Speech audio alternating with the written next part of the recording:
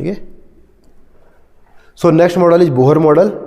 ठीक है, ये एक साइंटिस्ट थे, नील्स बोर इनका नाम है, और इन्होंने मॉडल दिया था, very very very important model, क्योंकि इस मॉडल के अनुसार, मतलब जो इस मॉडल ने दिया, लगभग आपको एक एटम के पूरे स्ट्रक्चर को डिफाइन इसने कर दिया था।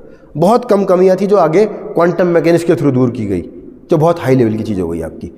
देखो रदरफोर्ड मॉडल इससे पहले जस्ट आपने पढ़ा है, जिसमें कि बताया गया था कि क्या कमियां थी उसमें। पहली बात तो स्टेबिलिटी को डिफाइन नहीं कर पा रहा था वो, कि इलेक्ट्रॉन जो एम्प्टी स्पेस है उसमें है तो सही, कहाँ पे हैं, घूम रहे हैं, ठीक है, किस पाथ में घूम रहे हैं, ये डिफाइन नहीं कर पाया था।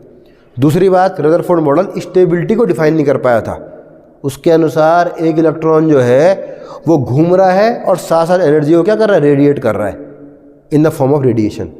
एनर्जी रेडिएट किया जा रहा है, उसका पाथ कम हो रहा है और लास्ट में वो न्यूक्लियस के अंदर जाके ख़त्म हो जा रहा है। तो एक तो स्टेबिलिटी को डिफाइन नहीं कर पा रहा है वो, ऐसे में तो एटम खुद ही खत्म हो जाएगा, स्टेबल नहीं रहेगा जो। दूसरी बात, जो वो स्पेक्ट्रम छोड़ रहा है, जो रेडिएशन छोड़ रहा है, अगर हम उसे एक पर्दे पे लेंगे, स्क्रीन पे लेंगे, तो वो कॉन्टिन्यूस स्पेक्ट्रम आना चाहिए, जो कॉन्टिन्यूस ना आके कैसा आता है, डिस्क्रिएट आता है। ऐसा नहीं कि सारी की सारी वेवलेंथ आती है उसमें कुछ खास वेवलेंथ आती है। तो इन कारणों से रदरफोर्ड मॉडल क्या हो गया था, फेल भी नहीं बोलूँगा उसे मैं, मतलब कि वो बिल्कुल सही नहीं माना गया था, आपका कुछ कमियाँ उस पर रह गई थी। उन कमियों को दूर किया गया बोहर मॉडल के द्वारा। ये बहुत बड़े साइंटिस्ट थे, आपको पता होना चाहिए। आइंस्टीन का नाम तो सुना ही होगा, फादर ऑफ मॉडर्न फिजिक्स, उनको चैलेंज किया था इन्होंने एक बार, तो काफ़ी बड़े साइंटिस्ट थे। ठीक है, देखिए अब इसमें क्या कहेगा। अब पहला इन्होंने जो दिया, इनकी पहला जो आपका वो है, बोहर के पोस्टुलेट्स कहते हैं इन्हें, या बोहर की थ्योरी बोल सकते हैं हम लोग। तो बोहर की पहली थ्योरी है जो इलेक्ट्रॉन रिवॉल्व करेंगे, ऐसे नहीं कहीं भी करेंगे, सिर्फ कुछ खास सर्कुलर पाथ्स पे। इलेक्ट्रॉन न्यूक्लियस के चारों ओर रिवॉल्व तो करेगा, लेकिन कुछ खास सर्कुलर पाथ पर ही क्या करेगा, ये रिवॉल्व करेगा। उन खास सर्कुलर पाथ को बोलते हैं ऑर्बिट। ऑर्बिट या कुछ जगह शेल भी मिलेगा। ठीक है, ऐसे मान लो ये पहला ऑर्बिट मान लीजिए, इसके बाद एक दूसरा सर्कुलर पाथ है जहां पे घूमेगा, उसे मान लीजिए सेकंड ऑर्बिट। ये ऊपर दिखाई दे रहा है जो, इसे मान लीजिए थर्ड ऑर्बिट। तो electron can only revolve around nucleus at some certain circular paths that are called orbit. पहली चीज, ठीक है जी। यहां जाएगा, सेकंड ऑर्बिट में घूमेगा, थर्ड में घूमेगा, बीच में कहीं नहीं घूमेगा। ऐसे नहीं कि यहां पे बीच में मिल रहा है आपका, नो, सिर्फ ऑर्बिट के अंदर घूमेगा आपका। ये कुछ ऐसा ही है जैसे कि मैंने कुर्सियां लगा दी आप लोग के लिए, इसमें मान लीजिए फर्स्ट ऑर्बिट, सेकंड कुर्सी, सेकंड ऑर्बिट, तो तुम लोग कहाँ बैठोगे, तो पहले में बैठोगे, सेकंड में बैठोगे, थर्ड में, बीच में नहीं बैठोगे जमीन में कहीं भी। समझ में आ रहा है ना। तो उसी प्रकार से जो इलेक्ट्रॉन न्यूक्लियस के चारों ओर घूमेगा वो कुछ खास पाथ पर ही घूमेगा, पहले में, दूसरे में, तीसरे में, चौथे में, ऐसे नहीं कि बीच में कहीं भी घूम रहा है वो आपका। ठीक है, ऑर्बिट्स में घूमेगा। साथ ही साथ इन ऑर्बिट्स की जो एनर्जी है वो भी फिक्स है। हर ऑर्बिट की एनर्जी क्या होती है, फिक्स। कह रहे पॉज करना उसे, पॉज मान ले बस, हो गया। ठीक है, तो जो बोहर है, बोहर के आपके, थोड़ा सा मैं एक बार चौक ले लूँ पहले, देखिए बेटा एक बार। सबसे पहला जो उन्होंने बताया आपका नील्स बोहर ने, ठीक, इलेक्ट्रॉन्स कुछ खास पाथ में ही सर्कुलेट करेंगे जिसे ऑर्बिट कहते हैं हम लोग, और हर ऑर्बिट की एनर्जी फिक्स होती है कि जी। तो एनर्जी जो इलेक्ट्रॉन की होगी, ध्यान रखना, वो इलेक्ट्रॉन्स की नहीं है, वो ऑर्बिट की एनर्जी है। अगर मैंने बोला, लास्ट में इमेजिन कर रहा हूँ कि इस ऑर्बिट की एनर्जी माना कि मिल गई, तो 13.6 इलेक्ट्रॉन वोल्ट है, वैसे होती इतनी है माना, तो जो इलेक्ट्रॉन यहाँ पे रहेगा वो इसी एनर्जी के साथ यहाँ पे रिसाइड करेगा, यहाँ पे इसी एनर्जी के साथ घूमेगा। माना मैंने कहा दूसरे वाली एनर्जी लेट जो भी है, तो जो भी इलेक्ट्रॉन इस ऑर्बिट में आएंगे वो इसी एनर्जी के साथ सर्कुलेट करेंगे। पहले ये समझ गए, ठीक है। तो ये पहला हुआ है आपका कि electron can only revolve in some certain circular path that is called orbit and energy of each orbit is fix. ठीक है, अगला देखो दूसरा, while electron circulates in this orbit, electron neither absorb and nor emit energy. जब electron in पास में घूम रहा है तो ना तो वो एनर्जी को एब्जॉर्व करेगा ना इमिट करेगा, ना एनर्जी लेगा ना एनर्जी देगा। तो जब वो एनर्जी लेगा और देगा ही नहीं तो उसे कोई भी काम नहीं करना पड़ेगा। जब कोई काम नहीं करना पड़ रहा है तो मज़े से वो घूमता रहेगा। ये कुछ ऐसा ही है जैसे कि हम अर्थ के चारों ओर क्या मून घूमता रहता है। जैसे कि अर्थ का नेचुरल सैटेलाइट कौन है? Moon. Let this is earth, this is moon.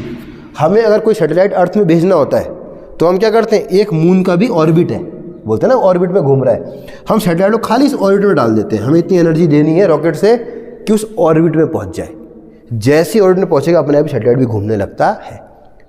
जब ऑर्बिट में घूम रहा होता है तो कोई भी एनर्जी से देनी नहीं पड़ती, कोई भी काम नहीं करना पड़ता। हमें सिर्फ इतना काम करना है कि इस ऑर्बिट में उसे क्या करना है, सैटेलाइट को पहुंचाना है। वही कुछ यहाँ भी हो रहा है। तो जब इलेक्ट्रॉन ऑर्बिट में घूम रहा है तो ना एनर्जी को रेडिएट कर रहा है ना एब्जॉर्ब कर रहा है। क्लियर? अब इसी में और समझो आगे। इलेक्ट्रॉन सिर्फ तब एनर्जी को एब्जॉर्ब करेगा या इमिट करेगा जब ये एक ऑर्बिट से दूसरे ऑर्बिट में क्या करेगा, जंप करेगा। समझ में आ रहा है? अगर इलेक्ट्रॉन पहले ऑर्बिट से दूसरे ऑर्बिट में जंप कर गया तो इसे एनर्जी की आवश्यकता होगी। ध्यान रखना, जैसे जैसे ऑर्बिट न्यूक्लियस से बाहर की ओर जाएंगे एनर्जी इनकी क्या होती है, बढ़ती जाती है। पहले ऑर्बिट की एनर्जी कम होती है, दूसरे की ज़्यादा होती है, तीसरे की ज़्यादा होती है। अगर कहीं से एनर्जी मिल गई तो एनर्जी को खाएगा और ऊपर पहुंच जाएगा। समझ में आया? कुछ देर तक यहाँ बना रहेगा, उसके एनर्जी को निकाल देगा और वापस अपनी स्टेट में पहुंच जाएगा। वापस पहले ऑर्बिट में क्या करेगा, चला जाएगा। कुछ ऐसा होता है इसमें। ठीक है जी? या तुम में से ही मान लीजिए किसी कोई छोटा बच्चा है, माना कि तुम में से एक बच्चा ऐसा है कि जो क्या है बहुत पढ़ने में अच्छा है।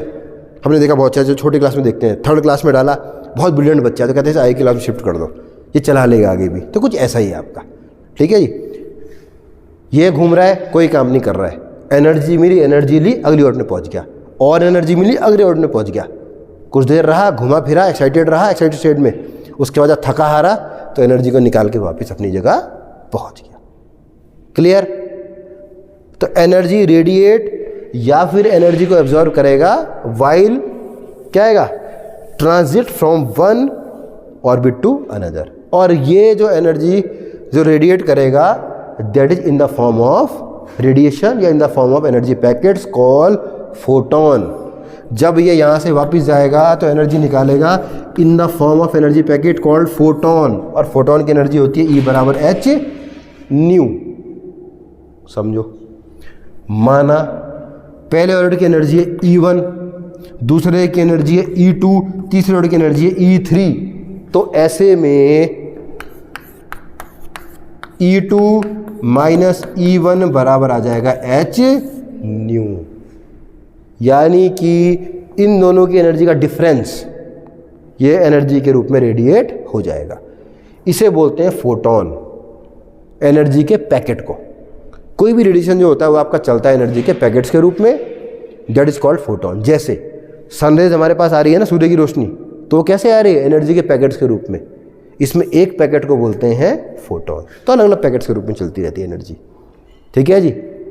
एक फोटोन की एनर्जी E बराबर H न्यू, जहां पे न्यू होती है इसकी फ्रीक्वेंसी, जबकि H को बोलते हैं प्लैंक कांस्टेंट। ये भी देख लीजिए, इंपॉर्टेंट। प्लैंक कांस्टेंट इसका नाम है H और इसका होता है मान 6.67 इंटू 10 की पावर माइनस 34 जूल सेकेंड। ये 34 है, लिखिए इसे, very important. Second law of Bohr's theory या बोर सेकेंड पोस्टुलेट।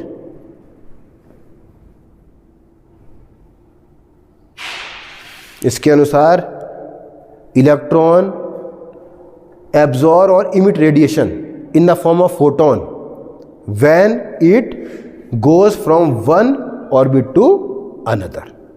एक ऑर्बिट से दूसरे ऑर्बिट में जाने पर यह रेडिएशन को ऊर्जा के पैकेट के रूप में इमिट या एब्जॉर्ब करता है, जिसकी एनर्जी दोनों ऑर्बिट की एनर्जी के डिफरेंस के बराबर होती है।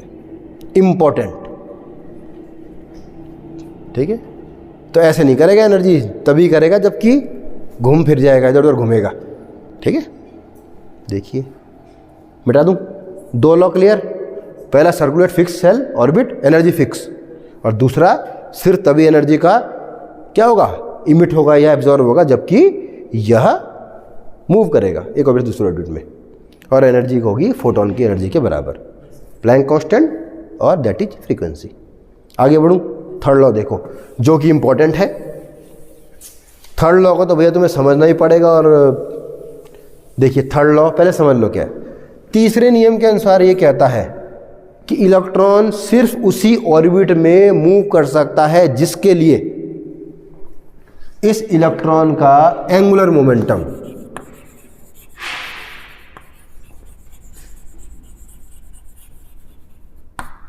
ठीक है, एंगुलर मोमेंटम जो होगा यह होगा हमेशा h/2π का एक पूर्ण इंटीग्रल, यानी कि NH/2π। फिर से बता रहा हूं मैं एक बार, इलेक्ट्रॉन सिर्फ उसी ऑर्बिट में मूव करेगा जिसके लिए कि कोणीय संवेग का मान h/2π का पूर्ण गुणज होगा। यह है इसका लॉ नंबर 3 या पोस्टुलेट नंबर 3। अब एंगुलर मोमेंटम क्या होता है, मोमेंटम पढ़ा है ना तुमने। मान लो इलेक्ट्रॉन यहाँ घूम रहा है तो मोमेंटम बराबर क्या होगा, P बराबर होता है m into v, mass into velocity, और उसके साथ अगर ये इसकी रेडियस मान ली जाए, रेडियस का मल्टीप्लाई कर दे तो ये बन जाता है एंगुलर मोमेंटम। ठीक है, तो एंगुलर मोमेंटम जिसका होगा h/2π का पूर्ण गुणज उसी कक्षा में मूव कर सकता है। तो इसका मतलब यहां से एंगुलर मोमेंटम का मान आ जाएगा mvr is equal to NH/2π। लिखिए, important third law of Bohr. ध्यान से देखना, इसे टफ है थोड़ा सा, ये समझोगे तब आगे स्पेक्ट्रम भी समझ पाओगे। mvr बराबर 2π। देखिए समझ में आ रहा है, अच्छी बात है, नहीं तो इसे याद भी कर सकते हैं। अब समझो इसका मतलब, where n is a integer. Integer का मतलब पूर्ण संख्या। h/2π समझ गए, h के बराबर क्या है, अभी बताया था प्लैंक कांस्टेंट, अभी आया था 6.67 10⁻34 जूल सेकंड इसका मान होता है। 2π तो पता ही है तुम्हें, पाई बराबर जो होता ही है पाई, 22/7 बोलो, 3.14 बोलो। ठीक है जी, पूर्ण गुणज। ठीक है, यानी कि अब ध्यान दो वहाँ पे, पहली ऑर्बिट के लिए n बराबर 1, तो h/2π क्या आ जाएगा इसका, mvr बराबर एंगुलर मोमेंटम, पहली ऑर्बिट के लिए क्या आ जाएगा एंगुलर मोमेंटम इसका h/2π। दूसरी के लिए 2h/2π, पूरा ही लिख दो, यहाँ पर हो जाएगा 2h/2π। तीसरी वाली के लिए 3h/2π। यानी कि अलग अलग ऑर्बिट में जो एंगुलर मोमेंटम आ रहा है वह ऑर्बिट की संख्या से इसको क्या कर दो, multiply, where n is the number of orbit. ठीक है, तो इलेक्ट्रॉन कहाँ घूमेगा, या तो उसमें घूमेगा h/2π वाली में घूम जाएगा, या 2h/2π में घूम जाएगा, या 3h/2π में घूमेगा। ऐसा कभी नहीं होगा कि 1.5h/2π में घूम रहा है, नो, स्पेस ही नहीं है। या तो पहले में जाओ, दूसरे में जाओ, तीसरे में जाओ, बीच में कहीं नहीं आना आपने। ठीक है जी, तो ये आपको बिल्कुल घोट के रखना है, इसे ध्यान में रखना है कि ईच ऑर्बिट का जो मोमेंटम होता है दैट इज NH/2π। यानी जब पूर्ण क्या इंटीजर या पूर्ण संख्या, कोई दिक्कत, ये समझ में आया। ये पूरा है आपका बोर का मॉडल, जो कि बताता है आपको, एक तो फिक्स ऑर्बिट बताएगा आपको, ऑर्बिट या सेल। केमिस्ट्री में आपने अगर पढ़ा है तो थोड़ा सा मैं केमिस्ट्री रिवाइज करा दूं। केमिस्ट्री पढ़ते हैं पहले को बोलते हैं के, सेल नंबर 1 के, फिर होती है एम, फिर होती है एल, फिर आगे जोड़ते हैं एन। तो एक के एम एल सेल जिसे आप बोलते हो केमिस्ट्री में, वो ऑर्बिट ही एक्चुअल में की चीज़ है। ठीक है, तो या तो के में रहेगा या एल में रहेगा, एम में रहेगा, ऐसा नहीं बीच में कहीं भी घूम रहा है। जैसे कि आप लोग तो इस सीट में बैठोगे या इस सीट में बैठोगे, बीच में कहीं स्कोप नहीं है, बैठना है तो यहाँ बैठो, नहीं तो भागो। जैसा कि आप लोग फर्स्ट सेमेस्टर के बाद किस में जाते हो, सेकेंड सेमेस्टर में, 1.5 सेमेस्टर में कोई नहीं आता है ना, तो बस वैसे ही कुछ है आपका। क्लियर, देख लेने से ठीक से, ये इंपॉर्टेंट है, वेरी इंपॉर्टेंट क्वेश्चन। और थोड़ा सा मैं इसमें अभी एक चीज़ और जोड़ूंगा, ये है बोर मॉडल, और लगभग इसने पूरा डिफाइन कर दिया था एक एटम के स्ट्रक्चर को। कमी देख लो, इसकी कमी क्या है, देखो इसकी कमी क्या रही थोड़ी सी। अब देखो, अभी आता है स्पेक्ट्रम में आते हैं पहले हम लोग फिर से। मैंने क्या बोला था आपका, रदरफोर्ड मॉडल की जब बात हुई थी उसमें स्पेक्ट्रम कैसा आ रहा था, लगातार एनर्जी आ रही थी, स्पेक्ट्रम क्या कॉन्टिन्यूस आ रहा था, पूरी एनर्जी दिखाई दे रही थी पर्दे पे। इसमें देखो एनर्जी कब निकलेगी, ध्यान देना। देखिए क्या किया मैंने, वैसे बोहर मॉडल जो है वो हाइड्रोजन गैस के लिए किया था इन्होंने, यानी बोहर मॉडल जब लिया गया था तो हाइड्रोजन गैस पे इन्होंने क्या किया था, अपना एक्सपेरिमेंट किया था। ठीक है जी। देखिए होता क्या है पहले समझ लो स्पेक्ट्रम में। अभी जो मैं बताया था मैंने, हमने लाइट डाली, कुछ चीज़ें गायब हो गई बीच में। तो देखिए हमने कुछ एनर्जी दी, हमने इस एटम में कुछ एनर्जी दी इसको, ठीक है, और पीछे लगा दिया इसकी स्क्रीन। इसके एक एटम ने एनर्जी ली और ऊपर पहुंच गया, ठीक है। थोड़ी देर बाद क्या किया इसने, उस एनर्जी को वापस किया। चलो पहले इसको छोड़ देते हैं, मैं खाली हम देखते हैं कि अगर मैं इसकी एनर्जी का देखूं, हम ये देखते हैं क्या होता है। पहले यहाँ समझो इसे, एनर्जी मिली, ऊपर गया, थोड़ी देर में एनर्जी को निपटा के वापस आ गया। तो जब ये वापस जाएगा यहाँ पे तो क्या करेगा, रेडिएशन को इमिट करेगा। तो जो एनर्जी का डिफरेंस होगा वो क्या होगा, हमें एक लाइन के रूप में यहाँ पे मिल जाएगा। एनर्जी और बढ़ी, ये यहाँ से लट यहाँ पहुँच गया। अब की बार जब यहाँ से वापस जाएगा तो इनके डिफरेंस के बराबर एनर्जी क्या होगी, हमें यहाँ पे एक लाइन और दिखाई देगी। यानी कि जो हमें स्पेक्ट्रम पे दिखाई देगा इमिशन वाली लाइन पे, वो इनके डिफरेंस के बराबर ही दिखाई देगा। हर कुछ नहीं मिलेगा, सब कुछ नहीं मिलेगा हमें, खाली इनके डिफरेंस मिलेगा बीच का। या तो दूसरे से पहले में जाएगा, या दूसरे से या तीसरे से दूसरे में जाएगा, तो इनका डिफरेंस मिलेगा हमें। तो कुछ खास डिफरेंस ही जब हमें मिलने वाला है तो लाइनें भी क्या होंगी, कुछ खास लाइनें भी मिलेंगी, सारी की सारी लाइनें नहीं मिलेगी। तो कहीं ना कहीं इसने स्पेक्ट्रम को भी डिफाइन कर दिया, ठीक है। तो स्पेक्ट्रम के रूप में सही आ गया। स्पेक्ट्रम क्या होता है, देखना हर एटम में होता है अलग अलग स्पेक्ट्रम। हाइड्रोजन कुछ है, किसी और का कुछ होता है, किसी और का कुछ होता है। स्पेक्ट्रम किसी भी आपके गैस बोले, ठोस बोले, लिक्विड बोले, उसकी पहचान होती है आपकी। जैसे आपके फिंगरप्रिंट्स होते हैं ना, आपकी फिंगर्स पहचान है आपकी, तो वैसे ही हर एटम की एक फिंगरप्रिंट्स क्या होती है, पहचान होती है उसकी।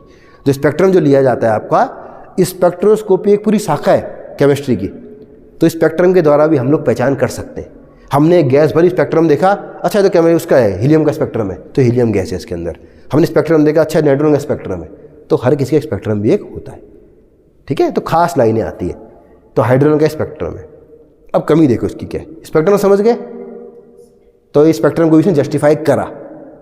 लिमिटेशन क्या है इसकी, देखो छोटे एटम के तो बिल्कुल सही है ये। जैसे कि हाइड्रोजन में क्या होता है, एक इलेक्ट्रॉन होता है, एक प्रोटॉन होता है आपका, 1h1 बोलते हैं एटम को, है ना। लेकिन जब बड़े एटम में गए, ऑक्सीजन में गए, नाइट्रोजन में गए, तो उसके स्पेक्ट्रम को डिफाइन नहीं कर पाया ठीक से। तो बोहर का जो मॉडल है वो छोटे एटम के लिए तो ठीक है, जिसकी परमाणु संख्या कम है, हाइड्रोजन हो गया, हीलियम हो गया। लेकिन जब हायर में जा रहे हैं, बड़े बड़े उनकी तरफ, तो उसको डिफाइन नहीं कर पा रहा है। उसको डिफाइन किया गया फिर क्वांटम मैकेनिक्स के द्वारा, क्या ये क्वांटम मॉडल ऑफ एटम, जो बहुत हाई लेवल की चीज़ है, वो आपके सिलेबस में नहीं है। आपके सिलेबस में इतना है। ये मैं इंट्रोडक्शन दे रहा हूँ तुम्हें जानबूझ के, थोड़ा सा इंट्रोडक्शन है के टॉपिक के लिए।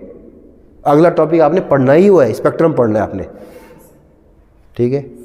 इसमें कोई दिक्कत अभी, बोहर मॉडल क्लियर कर दूँ इतने में, अभी कर दो इसे, है ना।